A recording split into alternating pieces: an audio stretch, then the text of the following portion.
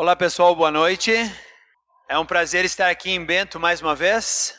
Espero que enquanto pudermos estar juntos, sempre é legal, importante ver o reino de Deus crescendo aqui também. E eu não sei se você lembra, a última vez que eu estive aqui, eu conversei um pouquinho sobre oração e muitas pessoas disseram, nossa, que legal, oração, a gente nunca tinha visto por esse ângulo, desse jeito. E aí eu fico assim, feliz. Primeiro porque a gente pode ensinar, mas ao mesmo tempo me assusta um pouco porque talvez a oração é uma das coisas mais básicas que nós podemos fazer. E se nós não entendemos bem a oração, significa que nós temos alguns alicerces que precisam ser revistos, quem sabe até mesmo refeitos, para que não desmorone toda a nossa fé. Afinal de contas, nos faltam as bases. Então eu quero fazer hoje eu quero falar sobre um assunto que também é das bases. Só que eu fiquei pensando, se oração às vezes não é compreendida do jeito certo, esse aqui então, mais complicado ainda. Porque a oração, quando Jesus fala sobre oração, ele fala exatamente sobre esse assunto. E os dois estão bem conectados. Então eu vou falar sobre jejum. Já ouviu falar sobre isso? Já praticou isso? Sabe o que é isso? Como é que o cristão faz jejum? Qual é o lugar do jejum na vida do cristão? E aí a gente fica pensando, puxa, não sei, eu sei até que a Bíblia fala algumas coisas sobre jejum, sei que algumas pessoas até fazem jejum, mas no geral nós como alianças, por não sermos uma igreja muito metódica na sua prática, às vezes nós esquecemos de conversar sobre assuntos básicos. E entre eles esse que eu fui levado a falar quando eu estava pesquisando sobre oração. E eu disse, preciso dividir isso em duas coisas. Não dá para falar sobre oração e jejum ao mesmo tempo, porque são dois assuntos extremamente importantes. E muitas vezes o primeiro é negligenciado, que é a oração. O segundo, então, às vezes passa reto. Então hoje eu quero falar um pouquinho sobre o jejum, qual é o lugar dele na vida do cristão, e por que devemos fazer, como devemos fazer, o que a Bíblia fala sobre isso. Quem sabe você começa a colocar isso na sua vida também? E isso vai fazer parte da tua comunhão, do teu crescimento com Deus, assim como é com a oração. Ok? Então para começar a falar, eu quero que você abra a tua Bíblia em Mateus capítulo 6. Nós vamos ver os versículos 16, 17 e 18 desse livro. Para dar uma pequena introdução, Mateus, quando está escrevendo o seu evangelho, ele junta um bloco de ensino, e a isso ficou conhecido como o Sermão do Monte.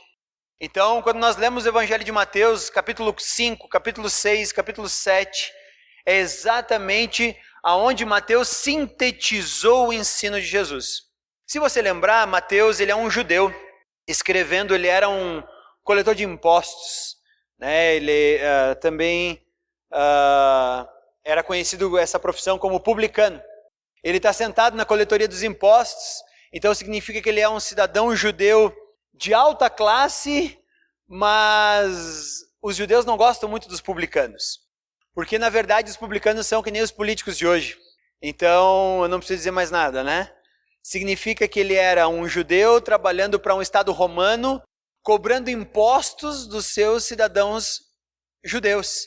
E aí, então, ele podia extorquir o que ele quisesse de qualquer cidadão judeu, o que era necessário. O que ele cobrava, então, por exemplo, era a porcentagem que os romanos queriam. O que ele conseguisse tirar a mais era o seu salário. Então, em geral, publicanos eram altos funcionários públicos romanos que extorquiam dinheiro de seus irmãos judeus. Tá aí o porquê eles não iam muito com a cara deles. Então, não é muito diferente hoje de alguns políticos por aí que enriquecem às nossas custas e quando falta dinheiro nos bolsos deles dizem assim, vamos botar mais impostos. Estamos ganhando pouco, não está sendo suficiente, taxa aí de imposto esse povo. Então era uma classe bem complicada. Mateus, ele é chamado por Jesus quando ele está sentado nessa coletoria de impostos. E Jesus diz para ele, vem comigo, me segue. Ele abandona a coletoria e se torna um dos discípulos de Jesus. Depois da morte de Jesus, ele então está morando em Jerusalém e ele vai escrever a biografia de Cristo. Essa biografia é chamada então de o Evangelho segundo Mateus. Então é aquilo que Mateus escreve. Mateus está escrevendo o seu evangelho para judeus E ele tenta apresentar o seu evangelho quase que na mesma forma do Pentateuco, que é onde Moisés, por causa do sermão do monte, por causa do Monte Sinai, quando ele recebe a lei, e aí então ele aplica essa lei para o povo judaico. Então, na hora de montar o seu evangelho, Mateus vai usar de elementos conhecidos da cultura judaica e vai aplicar isso numa espécie, então, de sermão do monte, comparando isso, então, com a lei recebida por Moisés. Então, o sermão do monte é nada mais que Jesus interpretando a lei em diversos ensinos que Mateus, então, sintetiza. E aí nós temos, então, os capítulos 5, 6 e 7 do Evangelho de Mateus. É dentro desse contexto o texto que nós vamos usar hoje. Então, lembre-se sempre disso. Mateus está tentando mostrar para os judeus que Jesus é, sim, digno e o Messias da mesma aliança, e agora ele reinterpreta a lei. Então, quando nós chegamos no capítulo 6, nós vamos ver, se você voltar um pouquinho os seus olhos rapidamente, Jesus vai falar sobre o ensino aos necessitados. Depois, ali no versículo 5, ele vai falar sobre oração, onde ele estabelece os princípios de como orar, a oração modelo, que ficou depois conhecida como a oração do Pai Nosso, a oração que Jesus dá de modelo. E logo depois da oração, ele então junta e vai falar sobre jejum nos versículos 16, 17 e 18 do Evangelho de Mateus. Ok? Feita essa introdução, agora podemos ir então ao texto para entender o que Jesus está querendo dizer. Versículo 16. Quando jejuarem, não façam como os hipócritas, que se esforçam para parecer tristes e desarrumados, a fim de que as pessoas percebam que estão jejuando. Eu lhes digo a verdade, eles não receberão outra recompensa além dessa. Mas quando jejuarem, penteiem o cabelo, lavem o rosto. Desse modo, ninguém notará que estão jejuando, exceto o seu pai, que sabe que vocês fazem em segredo. O seu pai que observa em segredo os recompensará. Então, Jesus está falando sobre o jejum e é interessante que ele introduz o assunto jejum muito parecido com o assunto oração. Porque se você voltar no versículo 5 do mesmo capítulo 6, ele fala: quando vocês orarem, não sejam como os hipócritas, que gostam de orar em público nas sinagogas, nas esquinas, onde todos possam vê-los. Eu lhes digo a verdade, eles não receberão outra recompensa além dessa. Olha como as palavras são muito parecidas. Mas quando orarem, cada um vá ao seu quarto, feche a porta, ore ao seu pai em segredo. Então, tanto a oração quanto o jejum parece ser algo íntimo de minha relação com Deus. Então o seu pai observa em segredo, que observa em segredo os recompensará. Versículo 7. Ao orar, não repitam frases vazias sem parar, como fazem os gentios. Eles acham que se repetirem as palavras várias vezes, sua oração serão respondidas. Não sejam como eles.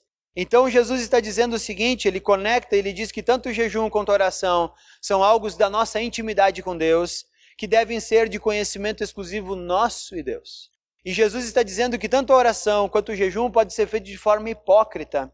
E o que Jesus chama então de forma hipócrita? É quando a gente quer parecer muito religioso. Nossa, eu oro e oro muito. Nossa, ninguém sabe como eu oro, passo horas orando a fio. Ok, você deve fazer isso em secreto. Porque se você ora, é para a tua intimidade com Deus, certo? Se eu e minha esposa temos algo de nossa intimidade, eu não fico falando sobre minha intimidade com ela para todas as pessoas por aí. Por quê? Porque é algo íntimo da minha relação com minha esposa. Da mesma forma, então, minha relação com Deus tem que ser conhecida apenas por mim e Deus, e não de forma hipócrita, para que eu pareça religioso aos olhos das outras pessoas.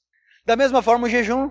O jejum também pode ser feito de forma hipócrita. Quando? Quando eu saio por aí divulgando, nossa, eu jejuo. Estou a todo momento jejuando para que eu me aproxime mais de Deus. E aí Jesus diz, não faz isso. Esse tipo de coisa quem faz é mente vazia, que quer ser vista por homens. Aí entra naquele nosso vazio existencial que todos temos.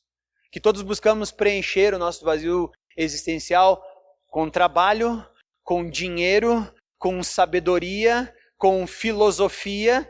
Só que isso nunca preenche esse nosso vazio.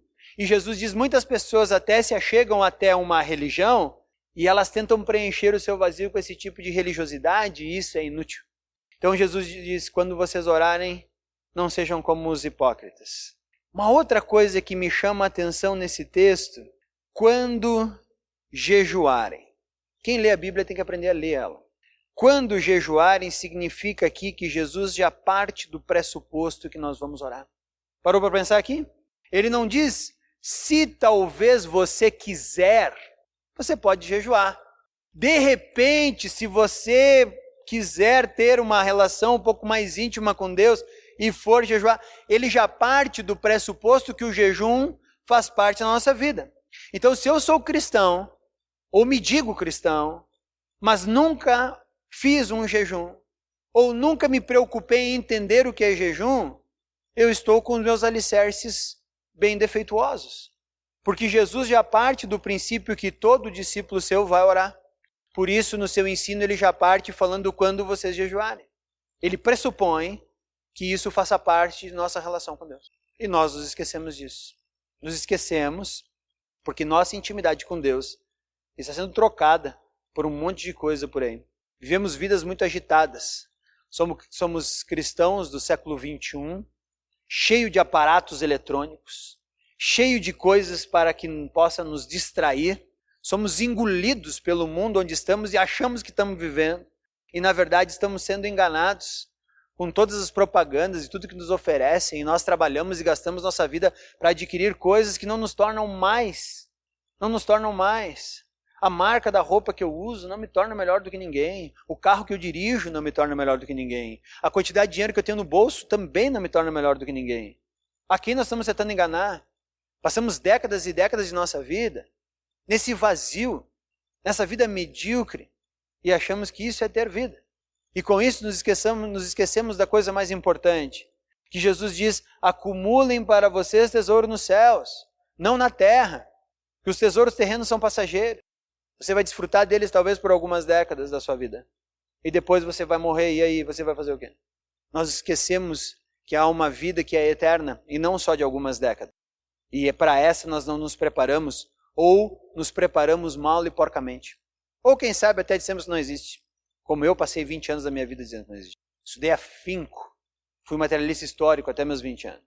Materialista histórico é uma classe um pouquinho mais complicada de ateu. E nós nos esquecemos disso. Então o jejum é uma coisa que o cristão precisa fazer. O cristão precisa aprender o que é jejum, mas aí fica a pergunta, o que é jejum? Talvez nós vamos aprender assim, não, jejum é abster-se de alimentos. Eu me abstenho de algum alimento e aí isso significa que eu estou mais puro diante de Deus. Pare, esquece isso. Na verdade, jejum, a palavra jejum no original significa humilhar-se, humilhação. Então o jejum já parte do princípio que é uma auto-humilhação diante de Deus. Aí a gente pensa assim na nossa arrogância, né? Eu não me humilho diante de ninguém. Eu não sou alguém para ficar me humilhando por aí. Tá bom? O evangelho é para os humildes. Se você não quer se humilhar, tudo bem, você não vai fazer parte do evangelho. Mas Jesus está dizendo que todo discípulo dele fará jejum, se humilhará. Então o que o judeu fazia? O judeu, quando ele ia fazer jejum, ele abstinha-se principalmente de alimentos, ou de alguns tipos de alimentos. Em alguns momentos, depois nós vamos estudar um pouquinho sobre isso. E o objetivo, então, é abster-se de algo que é importante para mim, com o objetivo de alcançar uma busca espiritual. Então o jejum não é para ganhar coisas aqui na terra. O jejum tem a ver com nós tentarmos entender Deus de uma forma mais profunda e com isso então abster-se de algo que é importante para mim. Aí entra o porquê que é uma humilhação. Por quê? Porque bate diretamente no hedonismo da geração onde vivemos. Hoje nós estamos vivendo a prática total do prazer aí fora. Ninguém faz nada que não lhe dê prazer. Eu gosto de ler bastante livros de filosofia e não estou falando de cristianismo agora. Estou falando de filosofia, onde os filósofos disseram que o homem moderno, ou melhor, o homem pós-moderno, que é o atual, o contemporâneo, não pode mais ser chamado de Homo sapiens. Porque Homo sapiens significa homem que pensa. Ele diz que o homem atualmente tem que ser chamado de homo sentimentalis, porque tudo o que fazemos, só fazemos porque nos dá prazer. E não fazemos alguma coisa porque não nos dá prazer. Isso não é bíblico, isso é filosofia pós-moderna conversando sobre a análise do homem atualmente. E os filósofos dizem que nós deixamos a razão para trás e tudo o que importa agora é o nosso próprio prazer. Por isso deveríamos ser chamados então de homo sentimentalis e não mais de homo sapiens. Então o jejum ele quebra essa busca por prazer. Porque eu me abstenho de alguma coisa que me dá prazer para que eu possa buscar a Deus e dizer para Ele, Deus, estou buscando uma causa aqui e para isso então vou inclusive abrir mão do que eu gosto. Então é uma ávida busca por aquilo que nós queremos uma resposta que ainda não obtivemos. Esse é o princípio do jejum e isso todo cristão deveria conhecer. Então, o que nós revelamos, então, por meio do jejum? Abra a tua Bíblia agora no Salmo, capítulo 35, versículo 13. Salmos 35, 13. Salmo davídico aqui, e eu vou usar só o versículo 13 desse salmo, não vamos olhar todo ele. Eu quero que você preste atenção nas palavras de Davi aqui. Quando eles ficavam doentes, eu lamentava, humilhava-me com jejum por eles. Nas minhas orações, mas minhas orações não eram respondidas. Então aqui, quando as orações de Davi não eram respondidas, o que ele buscava era a sua própria humilhação, cujo objetivo era a resposta que estava escondida com Deus. Também quero que você leia Levítico, capítulo 16, versículos 29, 30 e 31. Levítico 16, versículo 29. No 10º dia do 7º mês vocês se humilharão. Nem os israelitas de nascimento, nem os estrangeiros que vivem entre vocês farão qualquer tipo de trabalho. Essa é uma lei permanente para vocês. Nesse dia serão apresentadas ofertas de expiação por vocês, a fim de purificá-los. E vocês serão purificados de todos os seus pecados, na presença do Senhor. Será um sábado de descanso absoluto, no qual se humilharão. Essa é uma lei permanente para vocês. Então, a palavra humilhação aqui no original em hebraico é justamente a palavra que depois vai ser traduzida por jejum. Então o jejum não é apenas abster-se de alimento, mas jejum é uma profunda humilhação, onde eu preciso me humilhar diante de Deus. E se você é arrogante o suficiente para não se humilhar diante de Deus, eu lamento dizer que Deus, ele se opõe aos arrogantes, mas ele se abre aos humildes.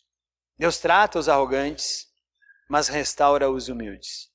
Então, de uma vez por todas, nós precisamos entender que o nosso relacionamento com Deus passa por reconhecer que Ele é o Senhor de todas as coisas. E só Ele pode fazer tudo isso. Então, primeira coisa do jejum é reconhecer que nós não conseguimos por nós mesmos os objetivos. O problema é que nós achamos que nós conseguimos. E aí, muitas vezes, nós não recorremos ao jejum.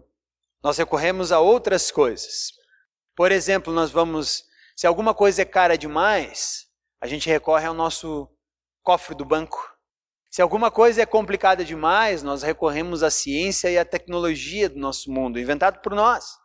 Mas eu vou te dizer que Deus ele é tão sábio que às vezes você pode gastar todo o dinheiro que você tem e você pode confiar em toda a tecnologia que existe. E às vezes alguma coisa que você quer você não vai alcançar com isso.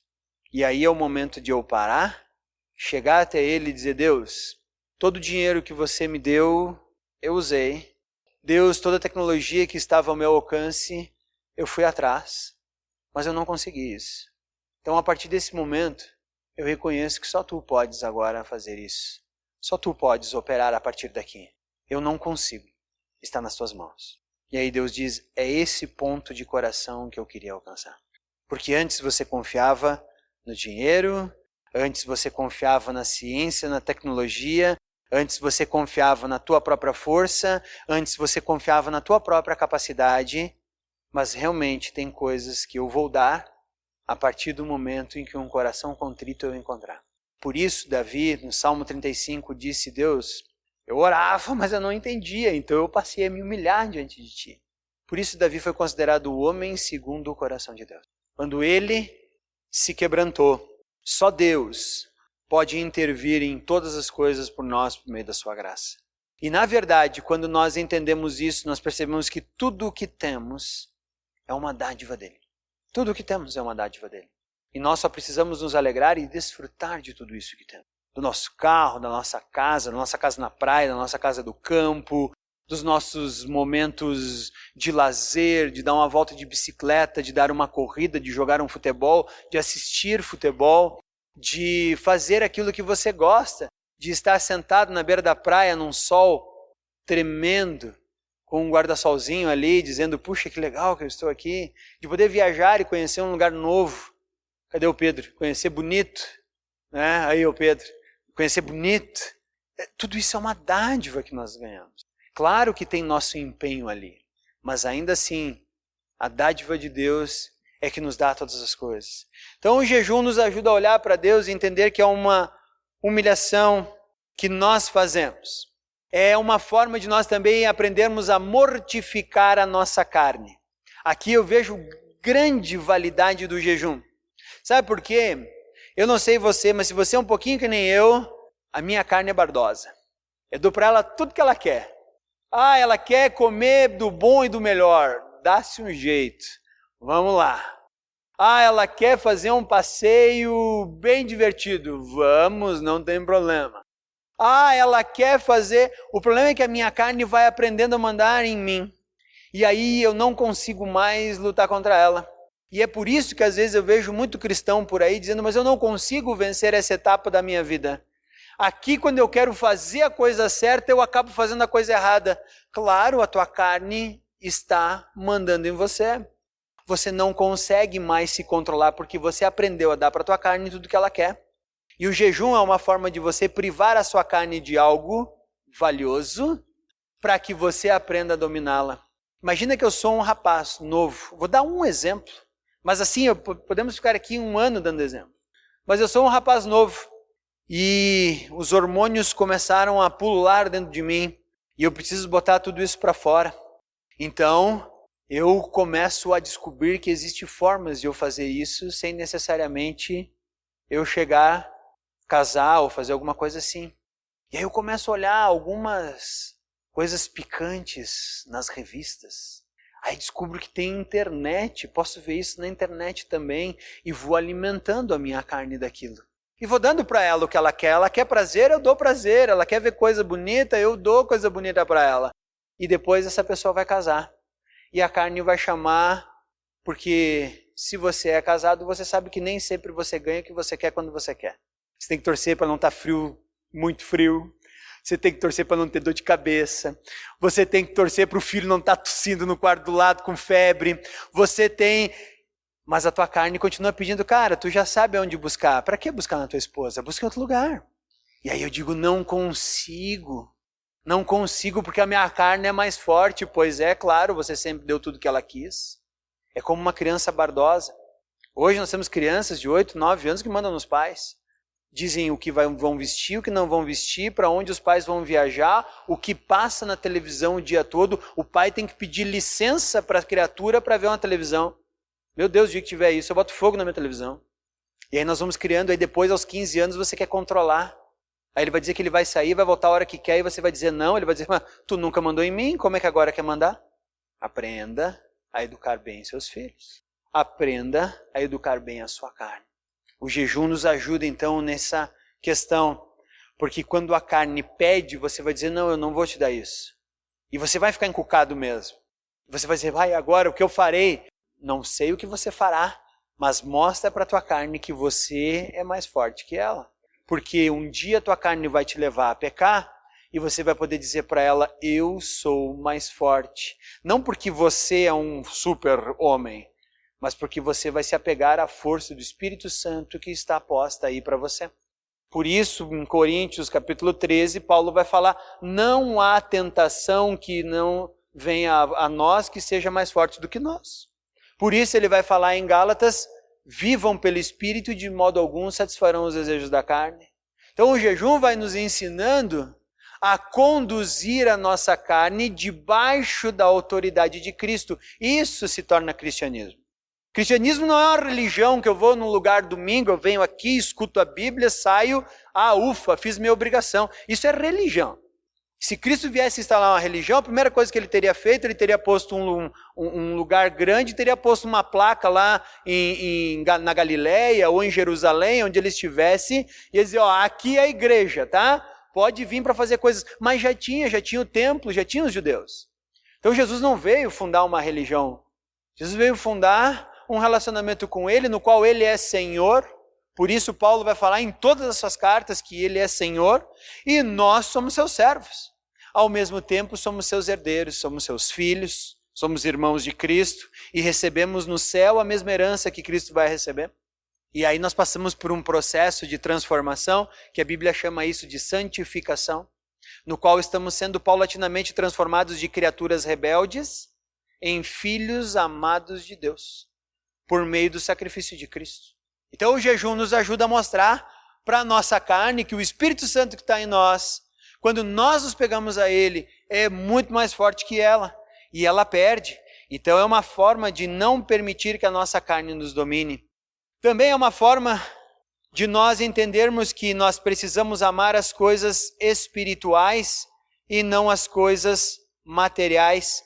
1 João, capítulo 2, versículo 16. Na verdade, vamos ler o 15. 1 João, não o Evangelho. Primeira carta de João, capítulo 2, versículo 15, diz assim: não amem o mundo, nem as coisas que ele oferece, pois quando amam o mundo, o amor do Pai não está em vocês. Porque o mundo oferece apenas desejo intenso de prazer físico, desejo intenso por tudo que vemos e o orgulho de nossas realizações e bens. Isso não provém do Pai, mas provém do mundo. Então, fazer jejum e humilhar-se diante de Deus, privar nossa carne daquilo que ela quer, é uma forma de mostrarmos que nós amamos a Deus e que nós queremos uma intimidade com Deus e que o mundo não nos domina. Tampouco o intenso desejo por prazer físico, o intenso desejo por tudo que vemos, chamado de inveja, e o orgulho de nossas realizações e bens. Então é uma forma de nós pararmos e olharmos e dizer, puxa Deus, é assim, nós somos mais fortes do que a nossa carne quando nos apegamos ao teu Espírito que está em nós. Então é para isso que serve o jejum. Aí você vai perguntar, tá, ok, como é que a gente jejua? Agora vem o segredo. Agora vem o segredo. Como é que a gente jejua? Lembra como é que Jesus falou? Em segredo. Só tu e teu pai. Não tem fórmula para jejum, sabia disso? Não tem. Pode procurar na Bíblia, você vai achar os mais variados tipos de jejum que você pode encontrar. Por exemplo, se você ler o texto de 2 Samuel, capítulo 12, versículo 18 até o 23, você vai ver que Davi, quando pecou com Batseba, ela ficou grávida, Deus disse, o menino vai morrer. E aí Davi, tentando fazer Deus mudar de ideia, resolveu fazer um jejum. O menino nasceu e ele jejuava constantemente. Por 7 dias ele jejuou. E Deus disse o que para ele? Não, o menino não vai viver. E o menino morreu. Quando o menino morreu, os servos de Davi disseram, pronto, agora nós vamos lá falar para o homem, ele vai se matar. Vai se matar. O que Davi fez? Davi chegou lá, ouviu eles conversando, eles perguntaram, o que aconteceu? Ninguém falou nada. Pode ler quando você chegar em casa, 2 Samuel, capítulo 12, versículo 18 a 23. Aí eles ficam quietos, daí Davi já sabe a notícia, o menino morreu, né? Morreu. Davi diz, ok. Davi foi lá, tirou os panos de saco, se vestiu de forma correta, comeu, e saiu. Primeira coisa que eu acho interessante é que Davi jejuou por 7 dias. E olha só, jejum não é garantia de que Deus vai mudar de ideia. Então algumas igrejas por aí, eu tenho ouvido pastores falando, não, faz o jejum e tu torce o braço de Deus, Deus não tem como dizer não para você se você fizer o jejum de forma correta. E eu vou dizer para você, isso é uma balela, é mentira de gente que não sabe ler a Bíblia. Porque às vezes mesmo fazendo jejum, Deus vai dizer para você, não. E o mais interessante é que Davi não ficou se lamentando. Oh, meu, e agora? Davi levantou e disse, ok. Deus respondeu não? Deus respondeu não. Davi se vestiu e foi para os seus afazeres, como normalmente fazia. Davi não ficou numa situação de autocomiseração. Então, se prepare para fazer jejum. Davi jejuou por 7 dias, Deus disse não. Logo depois, ele se levantou e foi fazer o que precisava. Se você olhar agora Neemias capítulo 1, Neemias capítulo 1, versículo 4, ele fica sabendo o que aconteceu com Jerusalém. E se você não sabe um pouquinho de história judaica, os babilônicos tinham tomado Jerusalém. Jerusalém foi destruída pelo fogo, pelos exércitos da Babilônia, e muitos dos habitantes de Judá foram levados para a Babilônia. Jerusalém foi deixada lá por 70 anos. Veio o Império Medo-Persa e dominou os babilônicos. E aí permitiu que os judeus voltassem para a sua terra. Os judeus voltaram para Jerusalém, começaram a reconstrução do povo e tudo mais, com Esdras, com Zorobabel. E aí eles voltam lá para Suzã, capital da Pérsia, e encontram esse cara que era o copeiro do rei, chamado Neemias. E Neemias pergunta, e aí, como é que está Jerusalém? Tá ruim, tá feio. Os muros foram derrubados, as portas foram queimadas, a cidade está um caco. É escombro e pedra para tudo que é lado. Imagina você uma cidade que foi bombardeada. É mais ou menos isso, só que num tempo antigo. E aí então ele fica muito constrangido com isso. E ele mesmo resolve fazer um jejum para chegar diante do rei e dizer, rei, eu preciso voltar para Jerusalém, eu preciso que você me dê cartas para eu pegar todo o material necessário, eu preciso voltar lá e reconstruir os muros. Neemias fez um jejum. Só que no versículo 4, diz que Neemias fez um jejum total de um dia. E ele fez isso constantemente por 3 meses, porque o capítulo 2 começa 3 meses depois do capítulo 1, e mostra que ele estava jejuando por isso. E Deus disse sim para Neemias. E ele foi lá e reconstruiu os muros depois. Mas isso é uma outra história. Então Neemias jejuou por alguns períodos de tempo, não foram todo esse tempo, mas ele jejuava, parava, jejuava, parava, jejuava, parava. Se você olhar agora o livro de Daniel, Daniel capítulo 10, versículo 2, diz que Daniel fez um jejum de 21 dias. Mas ele fez um jejum de 21 dias de vinho, ele não tomava vinho, e de carnes. Ele só comia vegetais. E comia vegetais bem pouco temperados. É só você olhar o capítulo 10, versículo 2 do livro de Daniel. Diz que ele fazia um jejum, só que ele não comia vinho, ele não tomava vinho, não podia estar aqui em Bento, né? E não comia carne, não podia estar nem no Rio Grande do Sul. Imagina aquele churrasquinho. Ele comia só vegetais bem pouco condimentados para não ter muito sabor. E ele fez isso por 21 dias. Aí eu já vi igreja por aí dizendo, faça o jejum de Daniel, faça o jejum de 21 dias de Daniel, 3 semanas de jejum. Aí você pergunta, peraí, só um minutinho, por que Daniel jejuou por 21 dias? Foi o tempo que demorou para Deus responder. Veio um anjo e respondeu ele 21 dias depois. Se não tivesse respondido, duraria mais. A questão não é os 21 dias de jejum, gente, pelo amor de Deus, que povo leso. A questão é quando Deus responde. E ele não deixou de comer, ele tomava água e ele comia legumes. Só você olhar o capítulo 10. Desde que ele entrou na Babilônia, ele já não quis comer a comida do rei, a carne, ele queria só os vegetais. Então, como é que se faz jejum? Gente, não tem fórmula. É um compromisso teu com Deus. É uma auto-humilhação tua com Deus. Você vai humilhar, você vai prostrar a sua carne diante de Deus. Porque a palavra jejum, a tradução dela é humilhação. Então você vai chegar diante de Deus humilhado e vai dizer, Deus, eu preciso de uma resposta. Eu tenho um pedido que é urgente em meu coração e eu quero que você responda. Então agora, eu quero que você faça jejum, mas é a tua livre e espontânea escolha. E eu elenquei algumas coisas aqui que hoje, no nosso mundo pós-moderno, podia a gente fazer um jejum. E quem sabe, isso faria total diferença na nossa comunhão com Deus.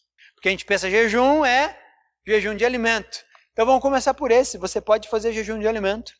Você pode escolher um determinado alimento para não comer. Você pode eliminar todos os alimentos por um dia, por 12 horas, não sei, aí é você e Deus, lembre-se disso. Ao jejuar, seja em secreto tu e teu pai, só apenas sabendo. Então você pode deixar de comer, pode ser, eu acho que é uma boa ideia. Mas se você não quer deixar de comer, talvez você possa fazer um jejum de bebidas. Sabe aquele vinhotinho, cervejinha, suco, água, não sei o que você toma. Coca-Cola. Hoje tem gente que é movida a Coca-Cola, nunca vi? Quem sabe, então já abstenha um pouquinho disso aí. Quem sabe você possa fazer um jejum então de bebida. Mas lembrando, não é só fazer, não, agora não vou comer, agora não vou beber e vou... Não, é esse momento que você vai usar para dizer, Deus, sabe aquilo que eu te pedi? Não ouvi resposta ainda. Estou aqui me humilhando diante de você para que tu me respondas. Para conseguir aquilo. Mas tem mais coisas que a gente pode fazer jejum. E aqui, em geral, o pessoal morre. Televisão. Hoje, o que mais se gasta em tempo livre é assistindo televisão. E o que eu mais escuto das pessoas hoje, cara, vamos ter uma conversinha, olha, vamos visitar, vamos sair fazer alguma coisa. Não tenho tempo. Cara, tira da tomada aquele aparelho, cara. Vai ficar vendo o quê? Agora é Copa do Mundo, tá bom, espera acabar a Copa. Vai ficar vendo o que lá? O que a TV te agrega? O que você assistir vai impedir você de fazer qualquer coisa? Nada. Mas nós estamos lá.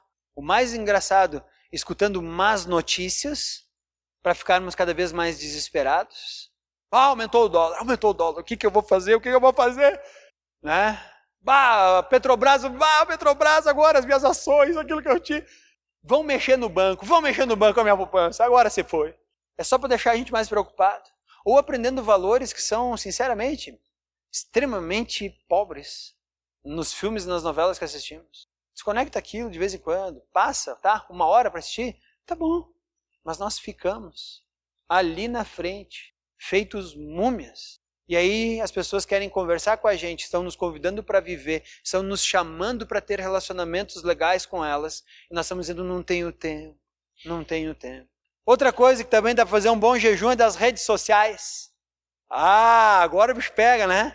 Facebook, fiquei sabendo que agora tem Instagram, tem Snapchat, tem Twitter, o que mais tem? Orkut. Esse é do meu tempo, esse é velho. Gente, eu tentei fazer um Facebook, cara, uma das coisas mais inúteis que eu já vi na minha vida. É um monte de gente se degladiando, porque eu sou a favor desse partido, eu sou a favor daquele, porque quem gosta desse é coxinha, porque quem gosta daquele é sanduíche de mortadela. Eu fico pensando, mas meu Deus, gente, que isso? Mas que pequenez, que país nós vivemos? Mas que povo inculto. Ou para ficar postando, tô na praia. Tô não sei aonde, olha o que eu tô comendo. Cara, eu não quero saber o que você tá comendo, desculpa. Sinceramente, eu não quero saber o que você tá comendo. Nunca vi alguém postar mensagem triste lá no Facebook.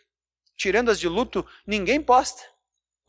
Partiu o trabalho, ufa, tô trabalhando aqui para me sustentar, a coisa tá difícil. Não. É só foto de praia, de casamento, de gente bem arrumada, tirando foto na frente de espelho, para se mostrar. Pelo amor, graças a Deus apaguei aqui no meu Facebook lá, e está apagado para sempre, e deu. Esse não ressuscita mais. Não tenho Instagram, não tenho Snapchat, não tenho Twitter, não tenho nada disso. E estou seriamente pensando em acabar com o meu WhatsApp. Mas esse ainda tem alguma utilidade.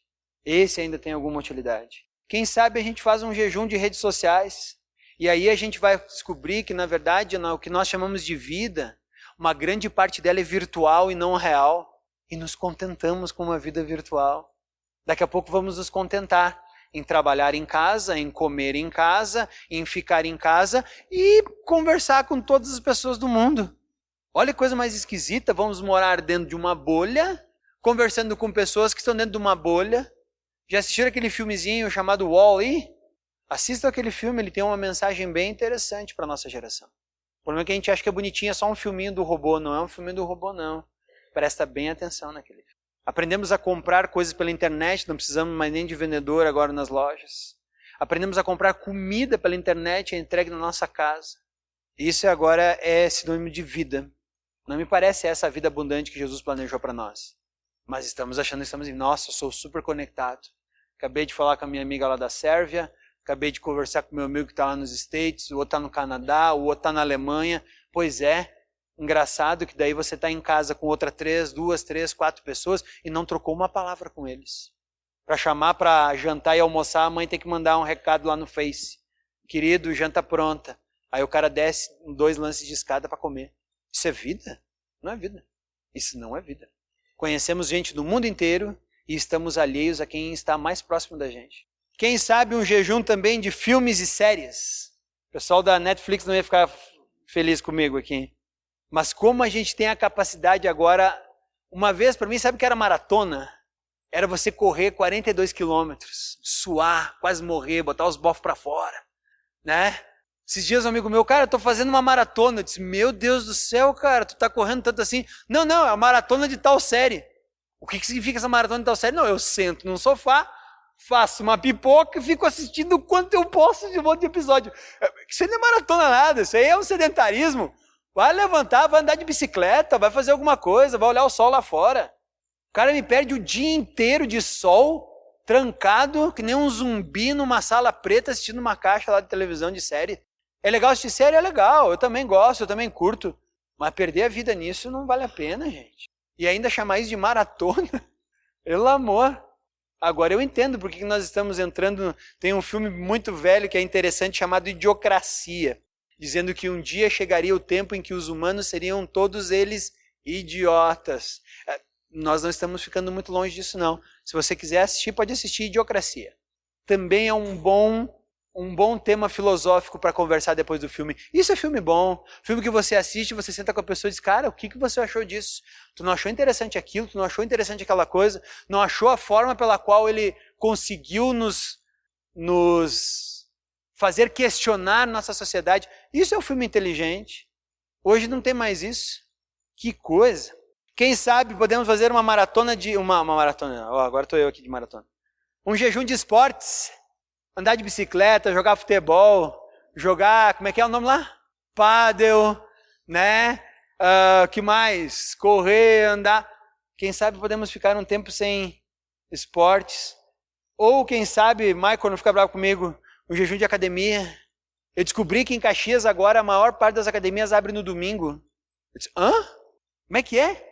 Nós estamos vivendo numa sociedade tão hedonista do próprio corpo que abre no domingo. Desculpa, Michael, meu problema não é contigo.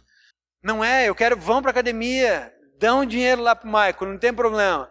Mas vai de segunda a sexta, gente. Domingo, ir na academia é o meu chapéu. Que isso? A que ponto chegamos? A que ponto chegamos? Academia dos domingos. Dia de ficar em casa com a família, dia de almoçar com a família, dia de ter um tempo com o filho, de ensinar ele a andar de bicicleta, de soltar uma pipa. Hoje nem solta mais pipa, hoje se entrega um aparelho de eletrônico e deixa a criança ali. Tu nem sabe que ela está ali. Na minha época, tu sabia que tinha criança porque estavam correndo, gritando, ouvindo, o que aconteceu? Caí! Vamos ver o quão grave foi esse tombo. Aí tu sabia se era caso de SAMU, de levar para o hospital ou de passar um álcool com arnica. E aí tu descobria que ele estava bom, porque quando tu pegava o álcool com a arnica, o bicho já se recuperava e saía da corrida. Quem é que queria passar a arnica nos esfolão? Aí tu descobriu, o cara tá bom, tá só me entrovando, né? Uma vez eu caí de segundo andar de uma construção, minha mãe disse, não, peraí que eu vou lá pegar, tô bem. Mas as costas pareciam assim, tinha caído num ralador de queijo. Tô bem, pode deixar, é comigo. Não, o Neymar tá louco, aí não ia ter jeito. Aí não ia ter jeito. Hoje em dia, tu nem sabe que tem criança. Tu descobre que elas estavam ali quando você tropeça em cima de uma que estava ali num negocinho. Tem uma criança aqui, gente. Cuidado, crianças na casa. Então nem criança mais é como era. Então quem sabe a gente faz um jejum disso. Jejum de livros, esse me pega. Jejum de livros. Eu gosto muito de literatura. Gosto de filosofia. Simone brigava comigo porque por muitos anos eu ia deitar... E ela dizia assim, vem deitar comigo. Eu disse, tá, vamos deitar. Aí lá pelas tantas, não pegava mais no sono. Aí eu ligava, lá pelas 2 da manhã, ligava a luz e ficava lendo, até de manhã cedo. Ela levantava, ela dizia, querida, a luz atrapalha. Eu já estava com o sono pego, estava legal, a luz atrapalha. O que eu fiz? Comprei um Kindle, white paper. Ele, liga, não precisa mais ligar a luz do quarto. Ela tá ali dormindinho. Eu só vou bem quietinho, puxo a gaveta e fico ali lendo. Mas quanta literatura tem para ler? Eu nunca vou ler todos os livros do mundo, gente. Então calma. A produção de livros é muito maior do que aquilo que eu consigo ler. Então a gente pode também gastar tempo em outras coisas, não só em leitura. Hoje de manhã até ajudei ela em vez de ficar lendo. Uma outra coisa que podemos fazer jejum de compras. Hoje em dia tudo é comprar.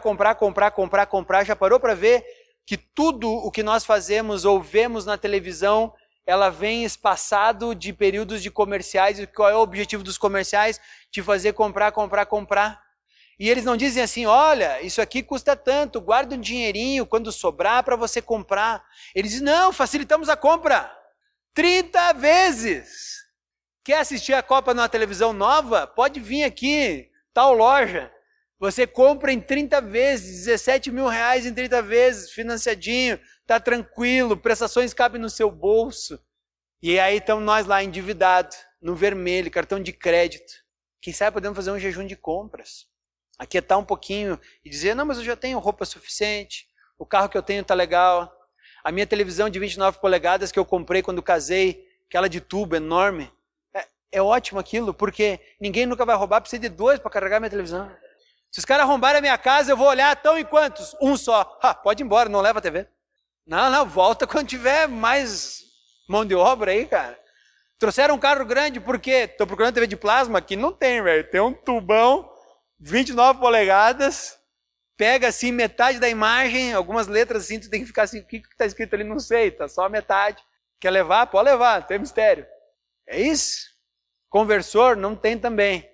Não tem. É isso aí, velho. Quer levar, é isso aí, mas traz mais um. Ponto.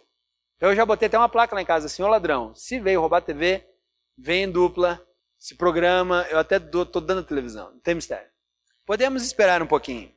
Podemos fazer jejum de viagens. Tem gente por aí gastando tudo que pode em viagens, se endividando por causa de viagens. E quando eu digo isso, estou falando sério. Eu conversei com uma pessoa em Caxias, ela tinha gasto mais de... Bom, estava viajando. O dia que eu vi ela, eu disse, nossa, velho, tá onde?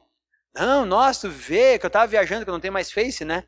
Postei lá no Face e tal, fui para Tailândia, fui para Inglaterra, fui para o Canadá, fui para não sei o quê. Disse, pô, que legal. Pois é, mas sabe que eu estou apertado? Como assim eu estou apertado? Cara, 120 mil eu gastei em viagens. É, velho, tu tá apertado mesmo. Tá apertado mesmo, e agora? Vai fazer o que, cidadão? Tem gente viciada em viagem. Quem sabe a gente pode fazer um jejum de carro, já tentou fazer? Tem gente que para sair daqui, para ir a 2 quadras, precisa do carro. E aí reclama que não achou estacionamento lá, quando vê estaciona na frente de casa, porque não tinha estacionamento, para ir até o mercado. Aí volta, pega o carro e... Mas que coisa, para fazer 3, 4 quilômetros precisa de carro? Onde é que a gente vive? Onde é que a gente vive? Meu problema com Caxias é só que não tem lugar para botar a bicicleta, mas em geral, se a viagem é menos de 3, 4 quilômetros, é tudo de bicicleta. Poupa combustível, você fica com as funções cardiovasculares bem trabalhadas. A cada quilômetro que você anda, você ganha saúde. Se você está com o carro, você gasta dinheiro. Gasolina quase R$5 o litro. Pelo amor, prefiro comprar ouro. Então quem sabe um jejum de carro, jejum de internet, jejum de silêncio, ou melhor, jejum de falar.